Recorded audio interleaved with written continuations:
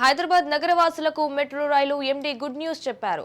ఇప్పటికే మహానగరంలో ట్రాఫిక్ కష్టాలకు చెక్ పెడుతూ ప్రయాణికులకు ప్రయాణాన్ని మరింత సులభం చేసేందుకు మెట్రో సదుపాయం అందుబాటులోకి తెచ్చింది.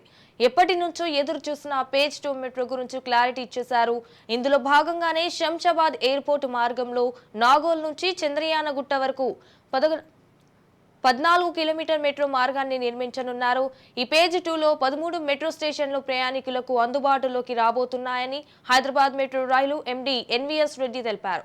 ఇక ఈ మెట్రో స్టేషన్ నాగోల్ నుంచి ప్రారంభమై నాగోల్ చౌరస్తా, అల్కాపురి చౌరస్తా, కామినేని ఆసుపత్రి, ఎల్బీ నగర్ కూడలి, సాగర్ రింగ్ రోడ్, మైత్రి నగర్, కర్మన్ ఘాట్, చంపాపేట రోడ్ కూడలి, ఈవైసీ ఆసుపత్రి, డిఆర్డీఓ, హఫీజ్ బాబా నగర్, చంద్రయానగుట్ట ప్రాంతాల్లో కొత్త మెట్రో స్టేషన్లు అందుబాటులోకి వస్తున్నట్లు చెప్పారు.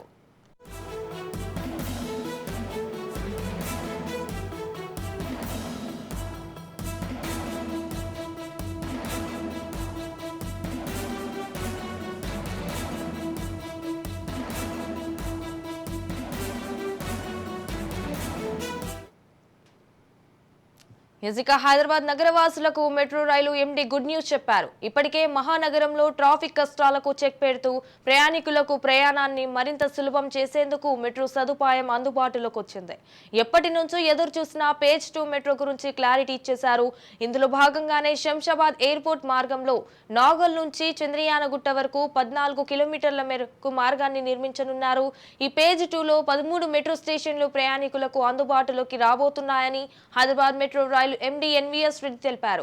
ఇక ఈ మెట్రో స్టేషన్ నాగోల్ నుంచి ప్రారంభమై నాగోల్ చౌరస్తా, అల్కాపురి చౌరస్తా, కామినేని ఆసుపత్రి, ఎల్బీ నగర్ కూడలి, సాగర్ రింగ్ రోడ్, మైత్రి నగర్, కర్మన్ ఘాట్, చంపాపేట రోడ్ కూడలి, ఈవైసీ ఆసుపత్రి, డిఆర్డీఓ, హఫీజ్ బాబా నగర్, చంద్రయానగుట్ట ప్రాంతాల్లో కొత్త మెట్రో స్టేషన్లు అందుబాటులోకి వస్తున్నట్లు చెప్పారు.